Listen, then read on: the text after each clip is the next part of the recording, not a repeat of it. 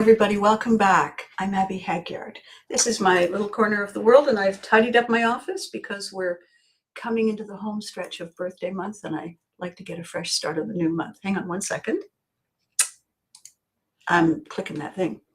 And then I'm also clicking this thing. Cheers. Oh my goodness. Well, everyone, in the welcome back and the looking back on birthday month 2026. And by the way, for those of you just joining us and you're saying, what on earth is that woman talking about? I like to celebrate my birthday for the whole month. And I make some jokes about it. I say, well, it's to give everybody 29 days to practice for the really important gift. It's also to invite people. Good morning, Eddie. Good morning. Doing a birthday month event is a way for me to invite people to stop saying happy belated, happy I forgot, happy oh was that today. I'm giving people a different way to look at the fact that our moment is always now. It's always now. Our moment isn't a minute ago, and it isn't yet tomorrow. It's right now. And when you go into some pubs, they have a big sign on the wall behind the bar that says free beer tomorrow. It's that. This is birthday, right?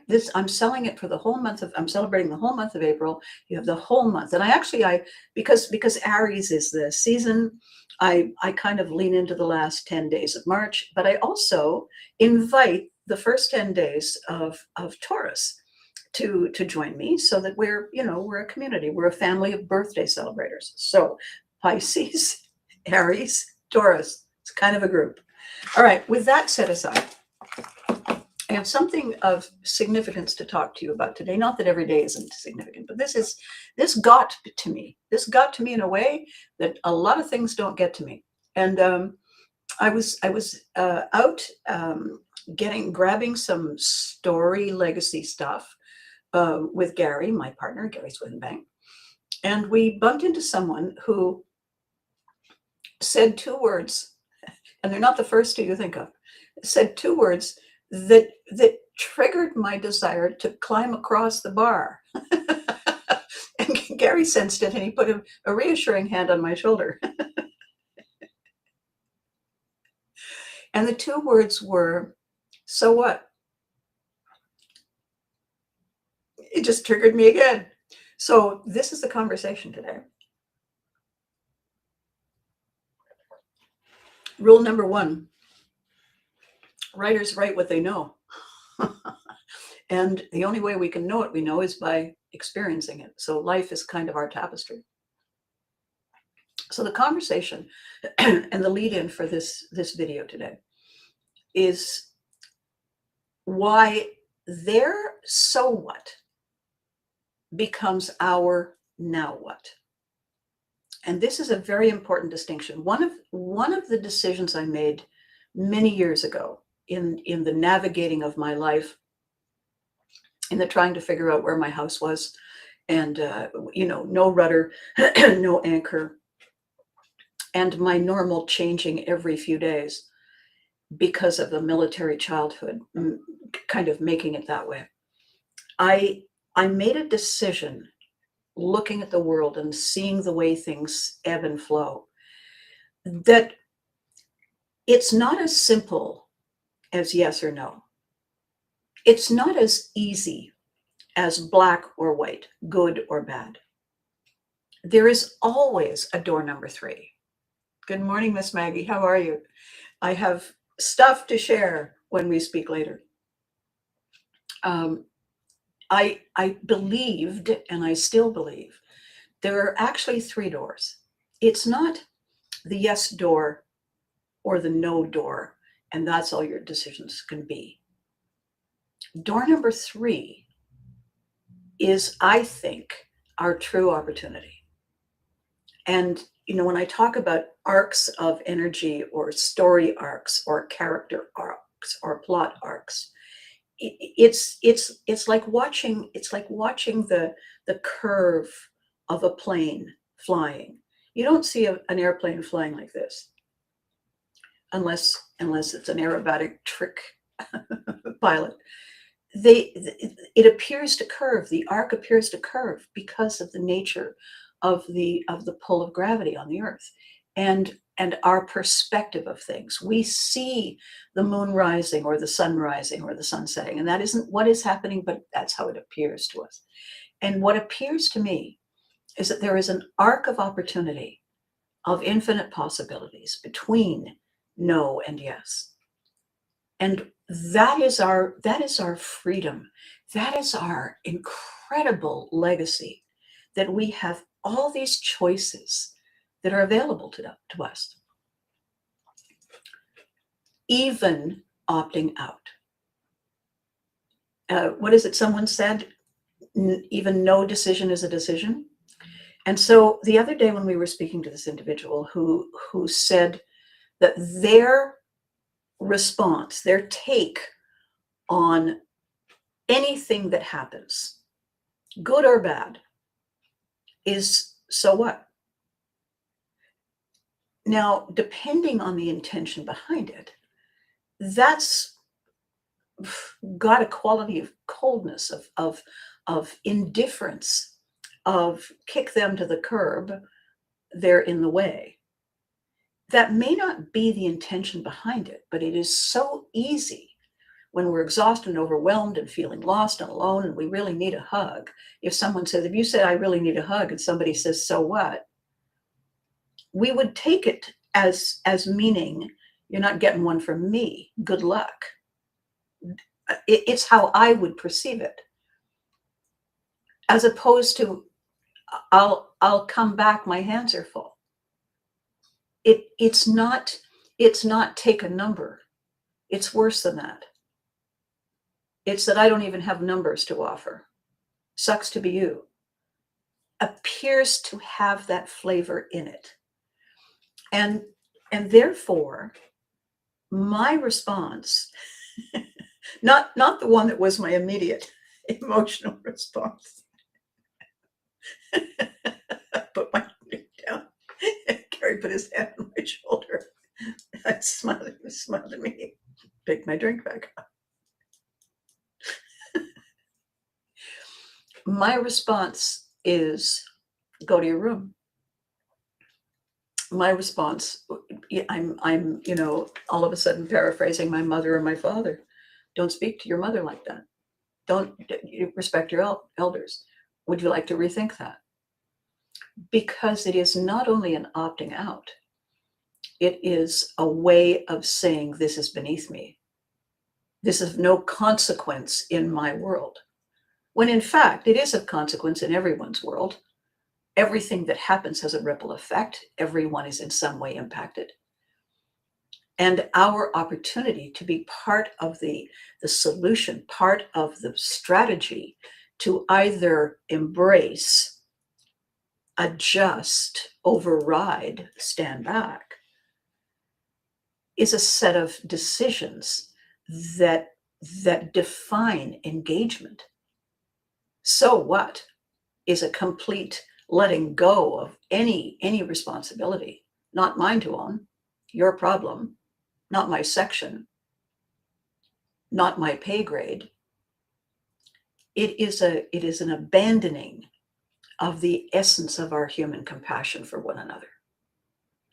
Many years ago, I was talking to a little girl, the daughter of a very, very dear friend of mine. She was 11 years old and she had just come home from school. This was in Toronto, Canada. And she and her best friend would take the subway train together. And she came home and her dad said, how was school? And she said, well, it was okay after this kind of incident. And so dad puts his coffee cup down and says, incident? And she said, we were on the subway platform and there was this group of boys who were kind of getting together, and it felt like they were hurting us. And I felt my skin go clammy, and I said, toward the platform? And she said, yes. And I said, and what did you do? And she said, well, there was nothing we could do. We just kind of stood there. It was very busy, but people didn't seem to notice. And they kept pushing, not pushing, but they kept crowding us, and we kept taking small, but very small steps back. All of a sudden, the little boy who was the ringleader of the group said, wait a minute, hang on. And everybody, his crew stopped, and he was looking at her friend. And he said, didn't you go to blah, blah school? And the little girl said, yes. And he said, you lived on blah, blah street. The little girl said, yes. And this little boy turned to his friends and said, she's okay. And they all backed off and walked away. And there was a silence in the kitchen when her father was processing that. There was a silence in that kitchen when the little girl looked very relieved for having told her dad, because you could see she was debating whether she should. And I felt something so terrifying, because I had not ever experienced anything like that when I was a little girl. I hadn't lived in a big city. I hadn't been left to my own devices in crowded places like that. I hadn't had to navigate areas of a crowded, dense population without any guidance. There were always backup opportunities available to me. And I could see my good friend's face processing all of that information, because he hadn't grown up in a big city either. And it just hadn't dawned on him that this was now her normal. And in that moment when she was describing it to me, I thought of it, the phrase that popped into my head was the we they. The we they, when we bleed, we are in pain. When they bleed, it's a nuisance, because now we have to get the rug cleaned. It's like there is a wall where human compassion stops. And in that kind of degrading of the human condition, the connection between us, we weaken ourselves, because we are not a strong physical species. Our strength is in our numbers. Our strength is in our collaboration and our connections to one another.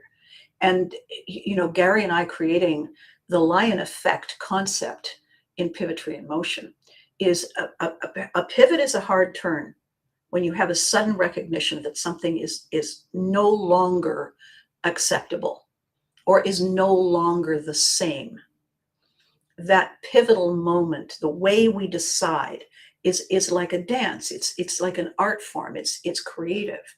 And so we define it as Pivotry. We do it in real time, which is why we call it Pivotry in Motion. The lion effect is that you don't do these things alone. You are part of the world. We are part of the ebb and flow. We are part of the energy of the ocean, of the tides, of the air flow.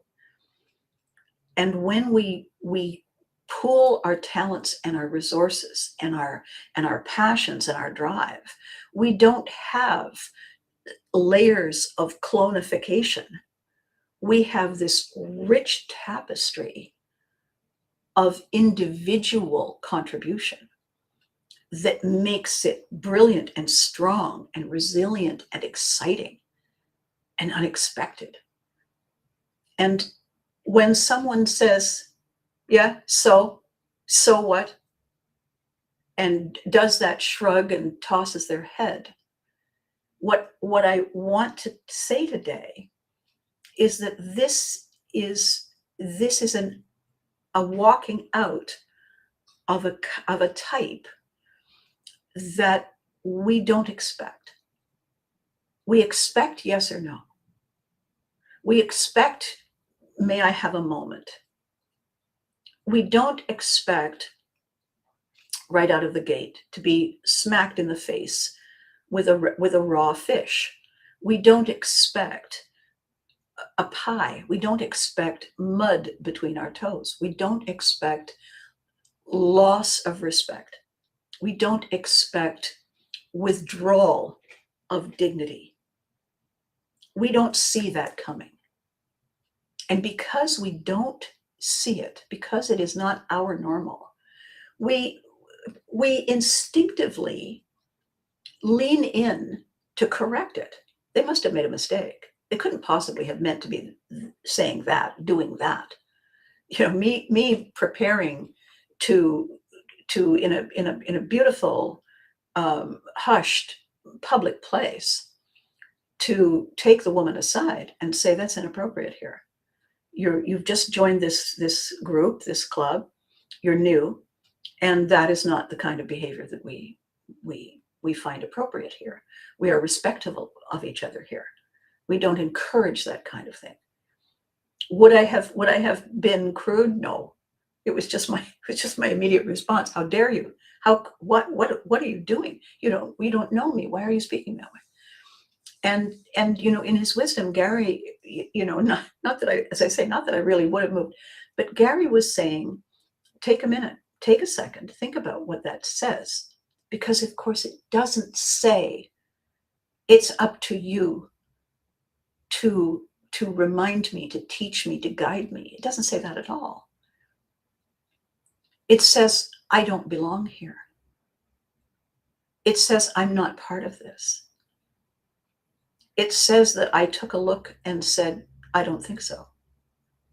It is actually, so what is actually saying, one of these things is not like the others. I am not like the rest of you. And whether they see that as an asset or liability is theirs to own. We don't realize how often we try to help others who aren't asking. We try to encourage, we try to guide people who are comfortable in their pattern, in their habit, in their norm. We try to open their eyes, show them how to open their eyes, offer them our tools. And when they say, no, I'm good, they are telling us that while we are growing and moving forward, they are choosing to stand still. They are choosing to let survival and thrival pass them by. They've found their spot. They've planted their flag. And they're very happy with their choice. Do they change their mind? It doesn't really matter. In the overall scheme of things, if they opt out, and I'm not saying, oh, was that today? I'm not saying an accident. I'm not saying a distracted, sudden recognition. Oh, hold the bus. Please wait. I'm sorry. I didn't mean to be late. No. So what is not for me. It is over the top, because what it does is it insults the person who is excited. My grandmother, terribly, terribly refined, used to say, if you can't think of something nice to say, don't say anything at all. While you're in front of them or with others, say it quietly to yourself to blow off steam, but not in front of them. And I always thought she was being kind, and she wasn't. She was not being kind.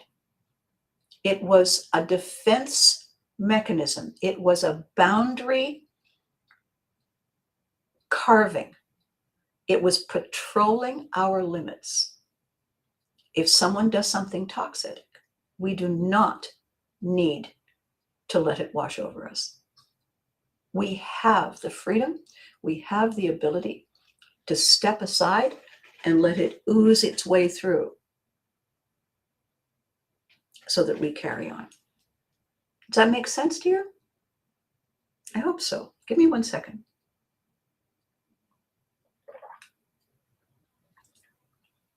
Because there is a corollary to this, and Gary and I have been working on this a very long time. I began the initial process 7 years ago.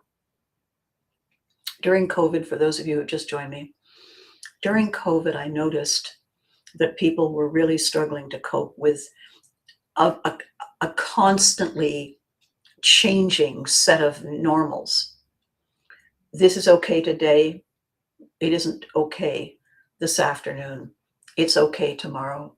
It isn't okay when the sun shines.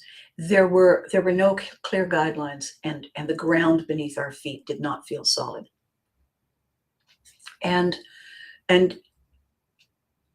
you know, you're absolutely right. You're absolutely right, Eddie. I couldn't care less is what we can hear when someone says, so what?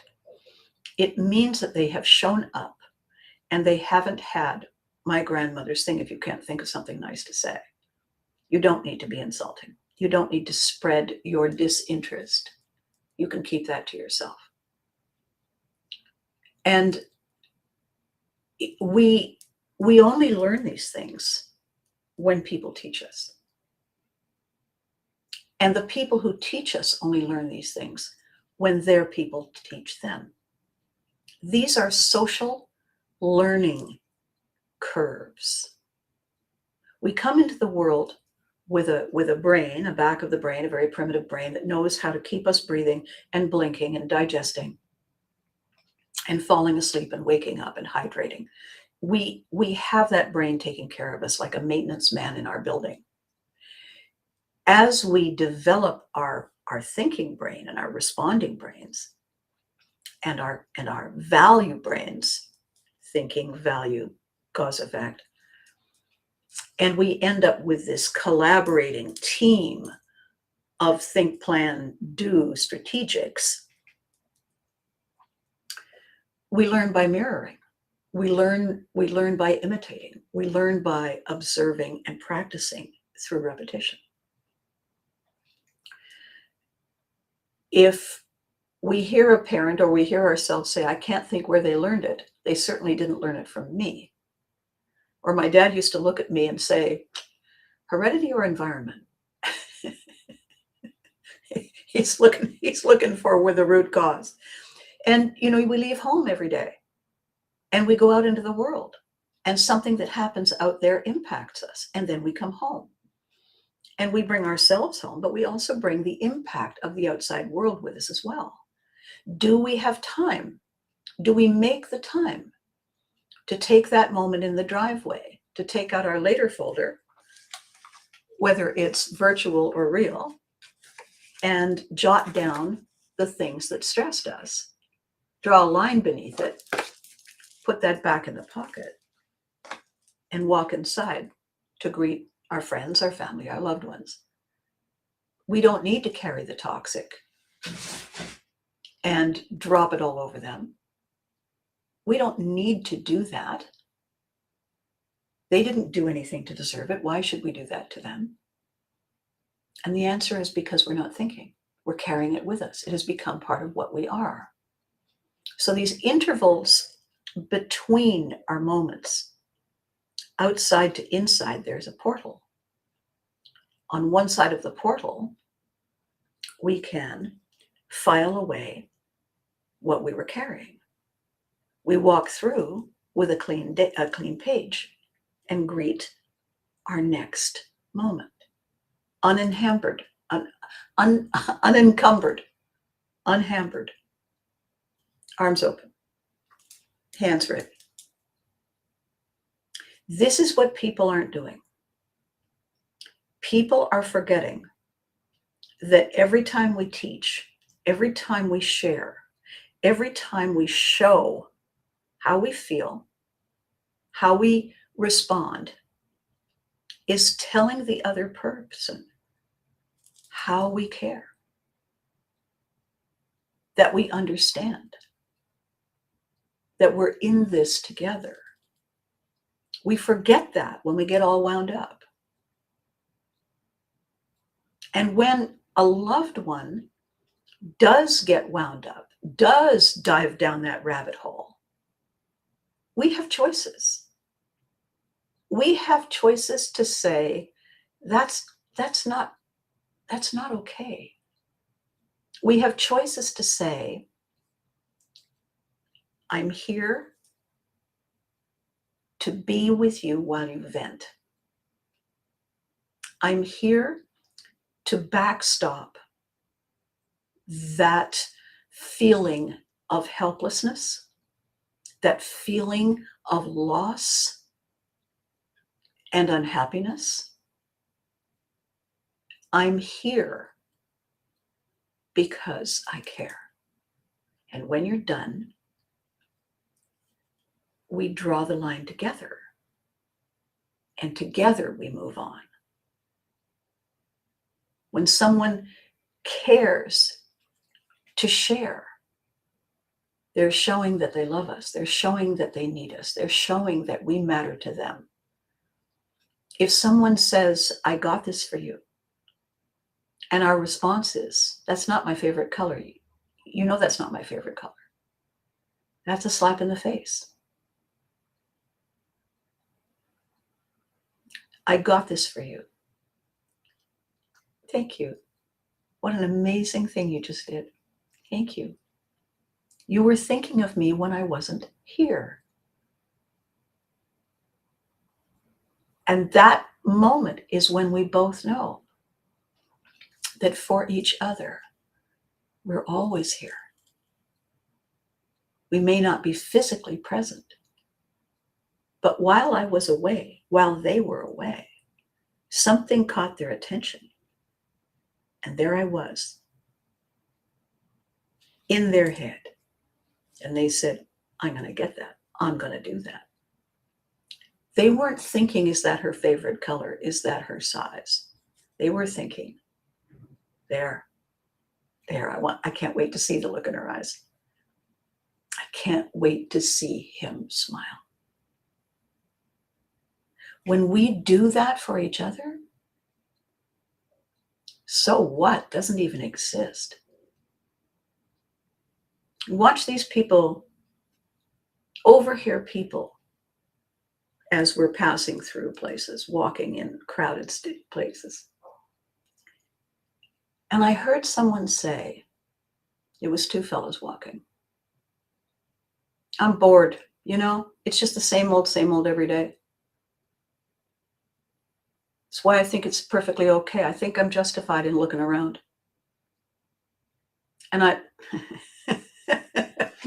rising to, and I walked away and I thought, you see the sadness in that individual?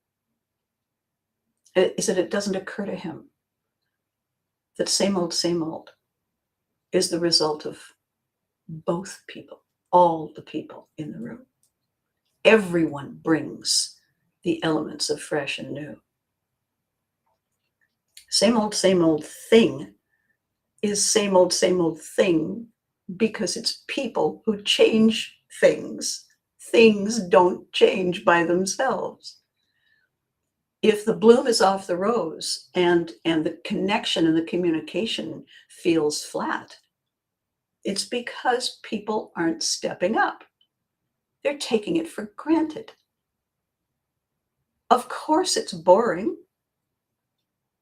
My mother made me peanut butter sandwiches for lunch for about 47 years at some point in my childhood. And I finally said, Mom, could you please make me something else for lunch? And she said, well, I thought you liked peanut butter sandwiches. Well, I did. I did for the first. Please, he said, can we have any? Okay. Oh, well, all right, dear. You just had to say something. And I wasn't paying attention, but one day I had my Pivotry moment. I bit into my sandwich and I said, no, this is it. Nope, that was the last one. Actually, the one before this was the last one. I know, there's starving people. I know that. We don't know that we've gotten into a lazy habit unless someone kindly reminds us. We can't help them remind us if we snap their head off and get offended, because we're both in this together. We're on the same team.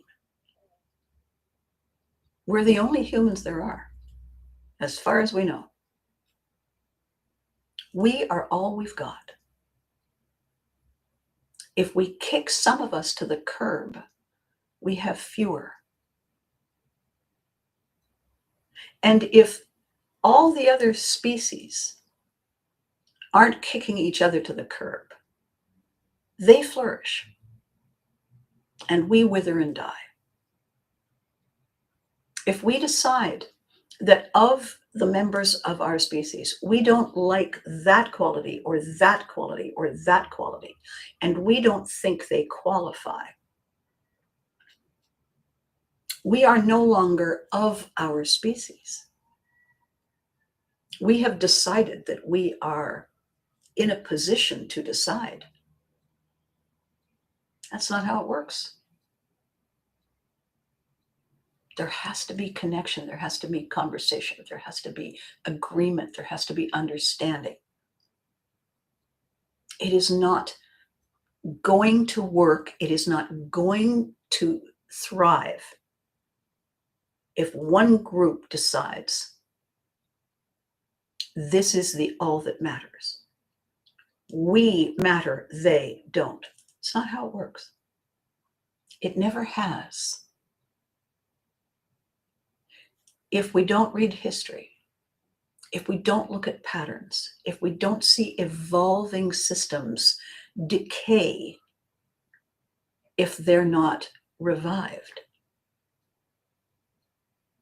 then we don't survive. Good morning, Matthew. Good morning, Canada Mom. So what is not an encouraging word, especially when someone has an idea, goal, or made an achievement to share with others? It gives someone less self-esteem. Exactly, Matthew. It is a stealing of our joy. It is a poaching of our peace of mind. It is a trespassing on things that are not theirs to own. And that means someone didn't teach them well. That means they learned how not to follow the lessons. They learned to do it for other reasons than growing and thriving and prospering.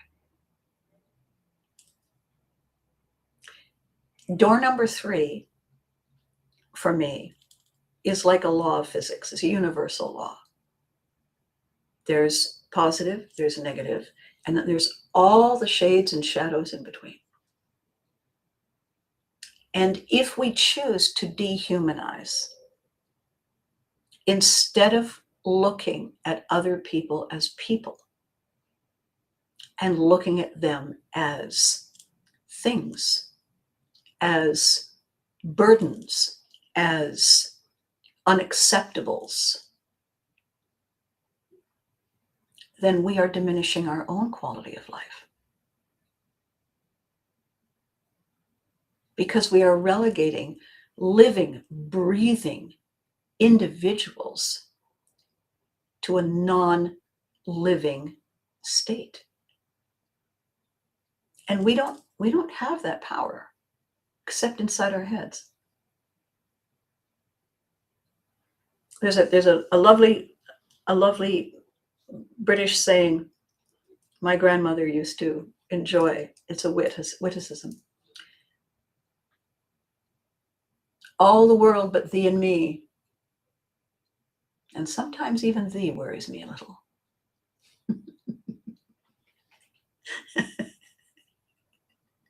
Just you and me, except maybe not you. So the reason I wanted to share that today, for so many reasons.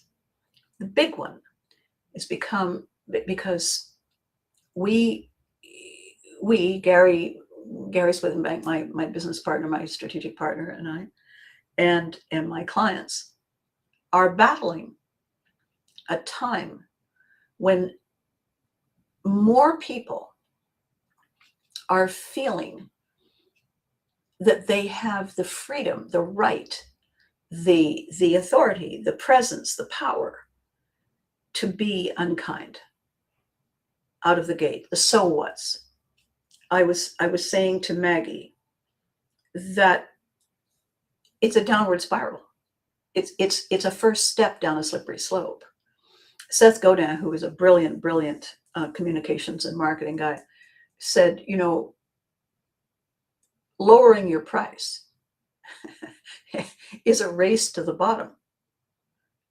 You can certainly do a discount, but if everybody does a discount, if everybody decides to make it cheaper, if everybody decides to make it smaller, if everybody decides to make it too fast, and so what? You end up with so little, don't you? You end up with nothing worth having.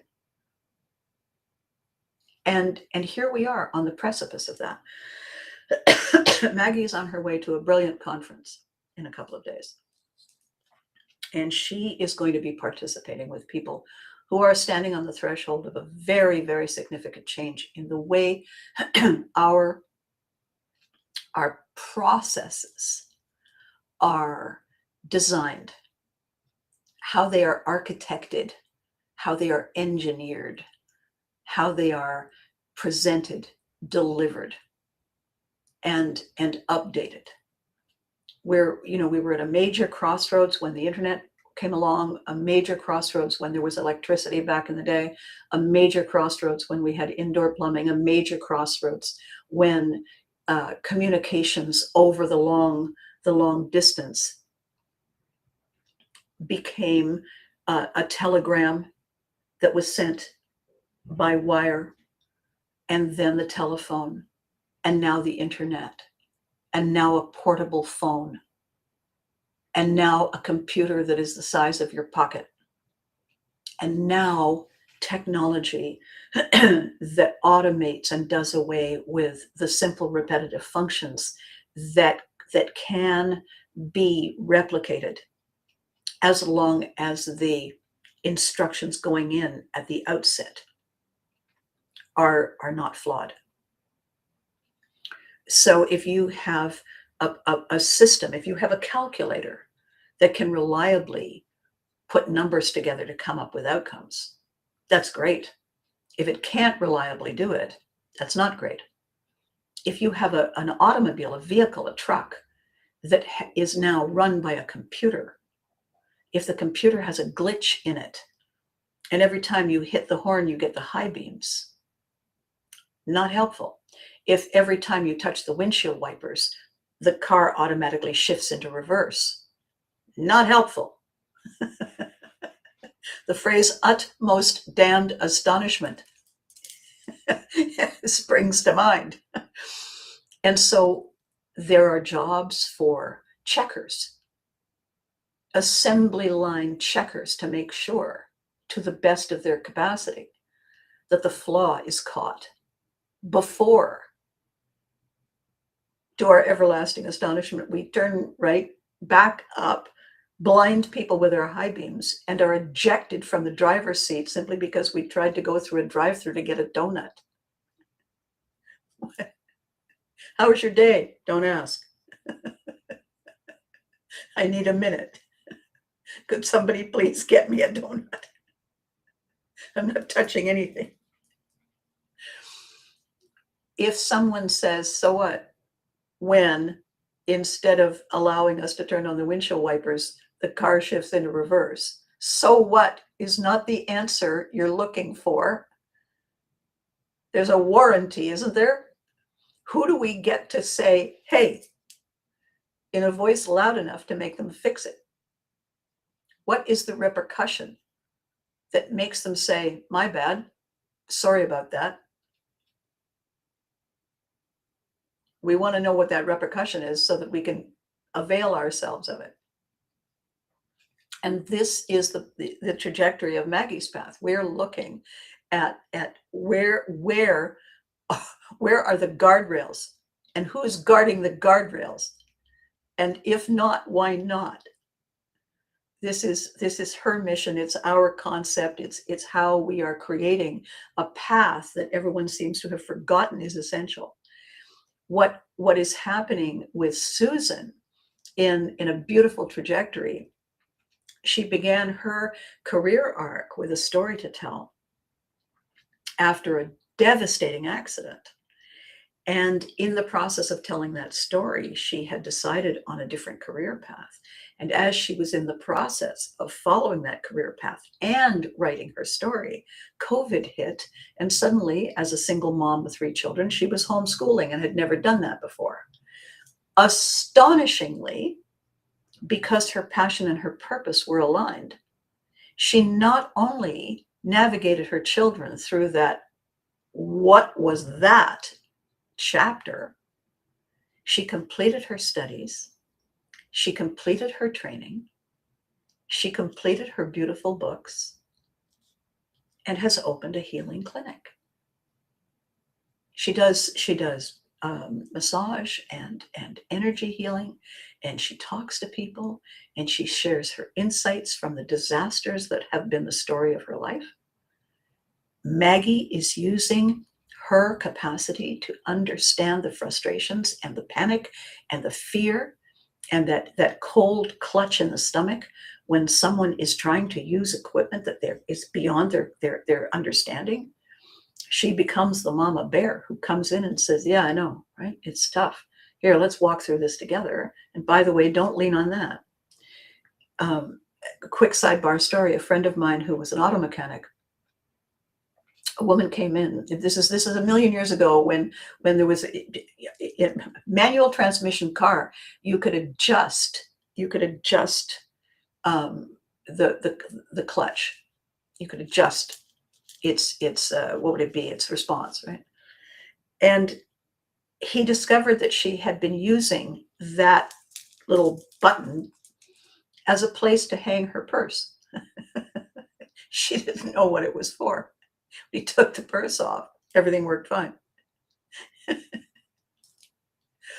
We need people operating at their greatest potential. It's why we're here. If we, through no fault of our own, have experienced some kind of trauma, if our DNA has hit a wall and come away with a bit of a bump, and as a result, we do something differently. If we have a mental process that blips this way instead of going straight, as long as we know that's what it's doing, we compensate. As long as we know what is happening, we don't blame shame ourselves and get upset and feel less than. We say, okay, that would be me. Anybody else? And we find many others. All right, so not just me then. Good to know. And then we can pool our talents and resources to discover our strengths, align with the others, adapt to alter the tapestry of this beautiful life we're living together. So what is a dead end? So what is nobody checked the lug nuts and the wheel fell off? So what gets left behind? So what is no longer nourished or nourishing? It is an opting out of. And while we ourselves today always see something like that and say, can I help you with that? What do you realize that there's a better way to do that? We want to help. We want to compensate. We want to include them. That is our herd instinct. We wait for the injured. We surround the injured so that the predators can't attack. That is the way we are wired. When something goes off the rails and we end up with the so whats, we end up with the hurtfuls, we end up with, as Matthew said, a feeling of less self-esteem, as though we somehow don't deserve. And then we start hurting ourselves. We start taking away, degrading the value we see in the mirror. And the reason this has risen to the top in a very special way, Gary and I went to visit a lovely facility on Saturday. We went to Cornwall, Ontario, which is south of Ottawa, near the St. Lawrence River, near the border between Canada and the United States, because some fabulous friends of ours were hosting a Comic-Con event on their 10th anniversary weekend. And we went to see so many of our friends. We went to see all of these people pulling together to have a magical time. And then once we had left there and we had been hugged to within an inch of our lives, and we drove up the road a ways to meet this beautiful, beautiful woman, Kelly Wheeler, who is the general manager at a lovely, it's called Sunset Cove, and it's a retirement center that overlooks the water. It's just so calm and restful and soothing. And we were talking to her about her purpose, her vision, her ambition to do everything within her reach, her responsibility, her capacity to ensure that the residents do not feel left behind. If something has happened in our culture, we used to, as far as I can remember, celebrate our elders. Eminence grise is a French phrase that means gray eminence, with gray hair, with time, with lived experience comes wisdom. And we would listen gratefully to gain that wisdom. When we don't, when we, I don't want to say kick them to the curb, but when we just say, you go over there and you spectate and we'll call you for dinner. What we do is we take away their agency. We take away their pride in their ability to contribute, to be part of, to drive change, to make a difference. We don't mean to do that. That is what happens. And so Gary and I were talking to her about an opportunity to create an entertainment that is of them, is with them. It's not for them. It's not about them. It has them involved in it. So you can't have a retirement residence without the people. You should not have a show without the players. You can't have an event if all you have are the presenters. You must have the people that are on the receiving end, on the collaborating end, on the shared enjoyment end. It's the only way it works. And so we have been talking to her about a concept that I've worked on for many, many decades. And as it turned out, when Gary and I first got together and decided to create this partnership, he has done it as well. And it's the underpinnings of it, what I call it, is lasting legacy entertainment. The lasting value is the memory we have of our participation. The memory we have. You know, Eddie, when you go to work, when you and Jeff decide to create havoc in the kitchen, when you have a reunion, when you go to a conference, you don't merely show up and clock in. You don't say when the schedule comes out, I don't want to know when I'm working, I want to know when I'm off. If you're part of the team is part of you. The role you play is creating change that allows not only survival, but thriving and growth. That's what fills your heart. That's what makes you smile. When you reach out to me and say, we are doing our famous this, Jeremy, my world famous this, my world famous that, we are creating a story that involves and includes other people. That's what enriches our lives. When we don't feel that they matter, we forget that we and they are the same, because we're all in it together. And if we diminish them, we diminish us the same way. So what is the hack? What is the simple win? When someone gives us a so what?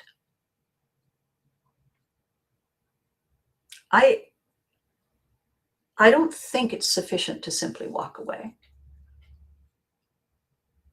because it doesn't give us an opportunity to say, I'm walking here. Whatever choice of words you have, as opposed to take that, I think some semblance that really works to indicate who we are is to say, I'm sorry to hear that, and then exit. When people go out of their way to indicate in thought, word, and deed that we don't qualify by their standard, they are the ones who lose. And therefore, they deserve our sympathy, because their lives are going to get narrower and narrower and narrower the farther they go, the more they perform this be gone with them routine. I'm sorry to hear that. And exit. Triumphant. Today is the last day of birthday month, 2026.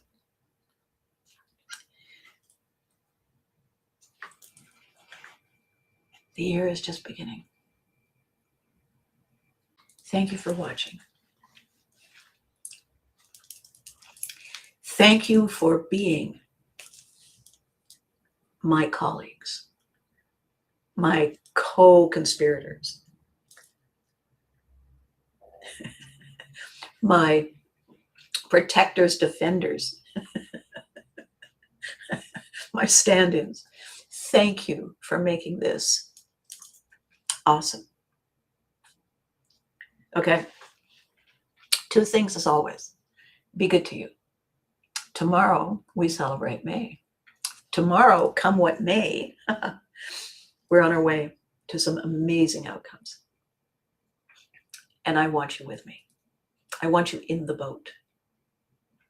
I have your oar and your seat already. So be good to you. I want you in good shape. Remember to hug your loved ones.